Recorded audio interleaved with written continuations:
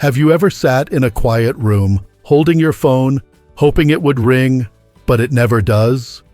Maybe you've replayed the past in your mind, wondering what went wrong. You remember the birthdays you planned, the scraped knees you kissed, the countless sacrifices you made to give your children everything. And now, all you get in return is silence, or worse, indifference. It doesn't feel fair, does it? You gave them your heart, and now it feels like they've shut the door on you. No calls, no visits. And if you do reach out, the conversations feel cold, stiff, distant. If you've ever found yourself whispering, "I just don't understand," you're not alone. So many parents in their 60s, 70s, and even 80s have said the exact same thing. But today I want to talk to you about something that most people won't tell you. It's hard, it's raw, but it's also filled with hope. Because while your child may have pulled away, that doesn't mean the love is gone. And it certainly doesn't mean the story is over. There are things your kids wish they could say to you, but they don't know how. Maybe they're afraid. Maybe they're confused. Or maybe they just haven't found the words yet. But if you can open your heart today, really open it, you may start to see their silence in a different light. Not as a rejection, but as something else entirely. Let's begin with the first thing. Many adult children secretly wish their parents knew. They're not rejecting you. They're protecting themselves. I know that's hard to hear. You might be thinking, well, it sure feels like rejection, and I don't blame you for feeling that way. When someone stops talking to you, especially your own child, it can feel like the deepest kind of betrayal, like you've been erased from their life, forgotten, dismissed. But here's what I've learned after sitting with hundreds of mothers and fathers over the years, and sometimes even with their children. The silence, the distance, it often isn't about anger or hate. It's about pain, their pain. Not always yours, not always fair, but real to them. You see, some adult children don't yet have the maturity or the tools to say, "Mom, Dad, I need some space. I'm overwhelmed. I love you, but I'm trying to figure out who I am. And when I'm with you, I feel like I can't breathe." So instead of saying those words, they disappear. They retreat. They go silent. They're not punishing you. They're trying to protect their own emotional space, often because they're still learning how to manage it. Now to you, that silence feels like a punishment. It's heavy. It aches. It wakes you up in the middle of the night, but to them, it might feel like safety. It's the only way they know how to get peace. And the truth is, they might not even be aware that their silence is hurting you so deeply. That's not an excuse, but it's a perspective that can shift something inside of you, just a little. Enough to take one step toward understanding instead of one more step toward bitterness. I remember speaking with a mother, let's call her Linda. Her daughter hadn't spoken to her in over a year, and when she finally did, it came out like a slap in the face. "You're too needy, Mom. I feel like I can't talk to you without feeling guilty." Linda was devastated. She thought she was just showing love, checking in, being involved. But from her daughter's perspective, it felt like pressure. The truth hurt, but it also opened a door. Linda took some time to sit with those words, and eventually she came to understand that her daughter wasn't trying to be cruel. She was trying to breathe. It didn't make the silence feel good. But it did help Linda realize, this isn't the end. My daughter still loves me. She just needs something different from me right now. And that brings us gently to the second thing your kids may wish you knew. Every conversation with you can feel like a test. I know you probably don't see it that way. You're just trying to talk. Maybe give a little advice, offer your opinion, share what worked for you when you were their age. You're not trying to criticize, you're trying to help. You want the best for them. Of course you do. You always have. But here's what your child might be feeling on the other side. Every time I talk to Mom or Dad, I feel like I'm being evaluated, judged, corrected. They may feel like they can't just be themselves around you because they're always waiting for the next piece of unsolicited advice or the raised eyebrow or the sigh of disappointment. And whether or not that's your intention, it may be how they're experiencing it. Let that sit for a second. Imagine talking to someone who always wants to fix you, even if you didn't ask for help, even if you just wanted to vent or share something that went wrong. You're not looking for a lecture, you just want to be heard. That's what your kids are longing for, to be heard, to be understood as adults, not as your little boy or girl who needs guidance every step of the way. One adult son told me, "Every time I talk to my mom, I feel like I'm back in 10th grade, like I can't make a single decision without her input. It's frustrating, sure, but more than that, it's painful, because deep down, that son just wanted his mother to trust him, to believe he could handle life, even if he makes mistakes, to love him without trying to mold him. And that's hard for parents. I know it is. Because for most of your life, you had to guide them. You had to protect them, feed them, teach them. That instinct doesn't just go away overnight. But now, they need something different from you.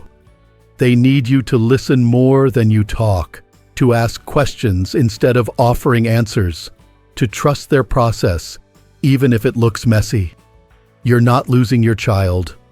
You're being invited into a new phase of relationship with them, one where respect runs both ways, where love isn't proven by advice but by presence, by simply being there, without judgment, without trying to fix.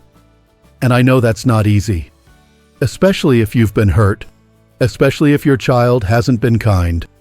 But I believe, truly, that if you can soften just a little, if you can listen beneath the silence, you may begin to hear the heartbeat of a relationship that isn't broken, just bruised. It still has life, it still has love, and it still has hope. Now maybe you're thinking, I've tried that. I've tried being patient, listening, backing off, but they still treat me like the enemy. And I hear you. This isn't easy. It takes so much strength to show love when what you're getting back is coldness or nothing at all. And yet there's something your child might be trying to tell you in all that distance, something they wish you could hear without them having to say it out loud. They still need you, just not in the way they used to. You see, when your kids were little, your role was crystal clear. You were the provider, the protector, the one who had all the answers. If something broke, you fixed it. If they were scared, you held them. If they made a mistake, you guided them. That's what parenting looked like for decades. But now, they're not children anymore. And that shift, from being needed to being trusted, is one of the hardest transitions for any parent to make. Because they don't need you to tie their shoes or pay their bills anymore. They don't need you to solve every problem. What they do need is your presence, your calm, consistent, loving presence. I can't tell you how many times I've spoken with adult children who say something like, "I wish my mom would just be with me. Just sit and have a cup of coffee without turning it into a lesson or a lecture." They don't want to be treated like a project. They want to be treated like a person. They want to know that even though they're grown, your love hasn't disappeared, only evolved. Let me share a story with you. A woman I coached, let's call her Marlene, had a son who barely spoke to her. Every phone call was awkward, short, tense, and the more she tried to help, the more he pulled away. Until one day, he finally said something that changed everything. "Mom, I don't call because I feel like I'm being evaluated. I just want to talk without feeling like I'm failing in your eyes." That moment hit her like a ton of bricks. She realized that every attempt to help, every suggestion, every "have you tried this?" wasn't being received as love. It was being received as pressure. And so, for the first time, she decided to simply listen, to talk to her son, not as his supervisor, but as his supporter. And slowly, he came back, one conversation at a time. Now, I want to be clear, this isn't about pretending nothing ever happened. It's not about ignoring disrespect or sweeping real hurt under the rug. What I'm talking about is stepping into a new kind of love, a quieter love, one that holds space for your child's journey, even if it looks very different from what you imagined.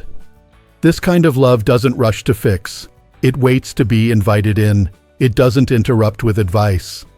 It listens with patience. It doesn't try to take control. It offers trust. And I know, especially for those of you who've been rescuers your whole lives, that might feel unnatural at first.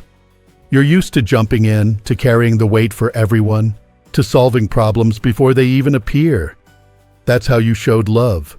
That's how you kept the family together. But what if I told you letting go a little might be the very thing that brings them back? When you step back, not out of anger, but out of wisdom, you give the relationship room to breathe again. You create space for curiosity to grow. For your child to wonder, what's different with mom? She's not pushing anymore.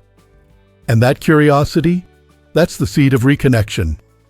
You may not see the results right away. You might not get the thank you text, or the apology, or the teary reunion next week. But the quiet work you're doing in your heart, that matters more than you know. Because there's one last thing I want to tell you that so many kids have shared with me in their most honest moments. And it might surprise you. Even when they've cut contact, even when they say they don't care, your children still remember the good. They may be distant, they may be angry, but buried underneath all of that, underneath the hurt, the pride, the confusion, they still carry pieces of you, memories, laughter, bedtime stories, birthday cakes. The little things you thought went unnoticed, they're still there. No amount of silence can erase the love that was planted deep. Now, will they say that to your face? Not always. Sometimes their own pain is too loud. Sometimes they're not ready. But just because you can't see the fruit yet, doesn't mean the seeds didn't take root. And this is where your power lies.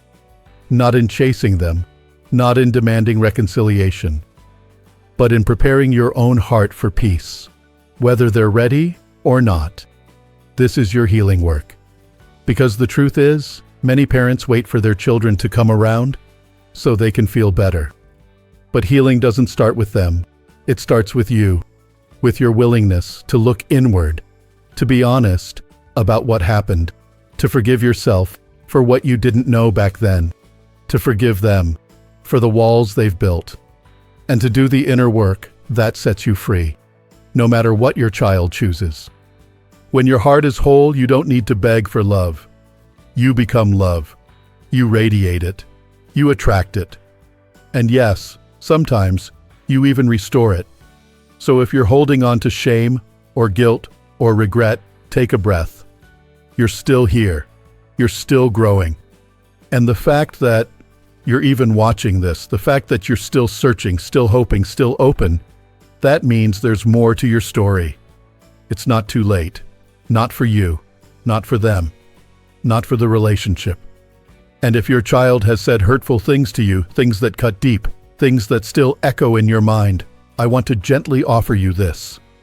Those words, as painful as they are, might also hold a tiny seed of truth. Not the kind that wounds, but the kind that wakes us up. Maybe they're showing you something they didn't know how to say when they were younger. Maybe they're pointing to a need that was never voiced. It doesn't make the delivery okay.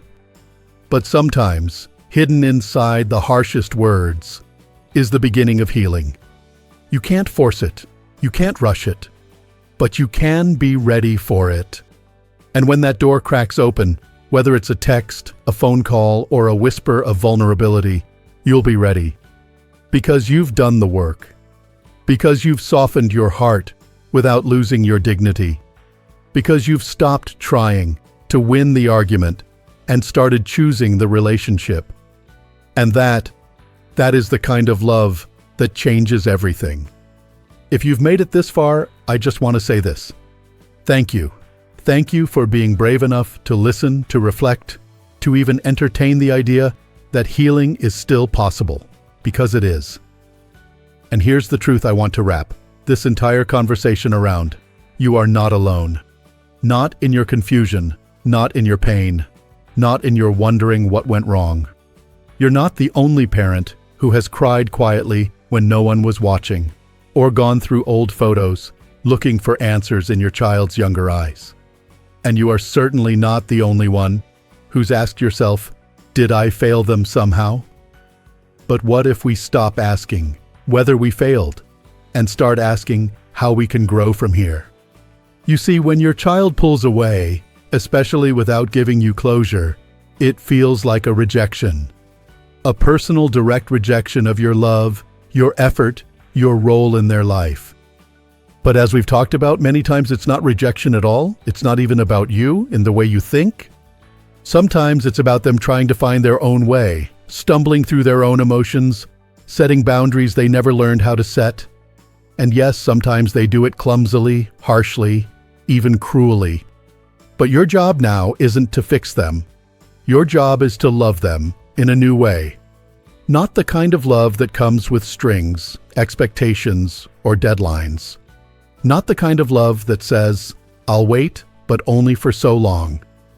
And certainly not the kind of love that says, if you don't want me in your life, then I'm done too. Because here's the hard truth. If you respond to their silence with silence of your own, if you respond to their distance with bitterness or punishment, you're not just mirroring their behavior. You're reinforcing the very walls they're trying to tear down in their own way. But if you can respond with steady, non-intrusive presence, with patience, with a quiet kind of grace, you give the relationship a chance to breathe. And that matters more than you know. One mom I worked with, we'll call her Ellen, said to me, I feel like I'm doing all the work and he's not even meeting me halfway. And I told her something she hadn't considered. Healing doesn't start at halfway. It starts where you are. You do the work. You grow. You listen. You open your heart again.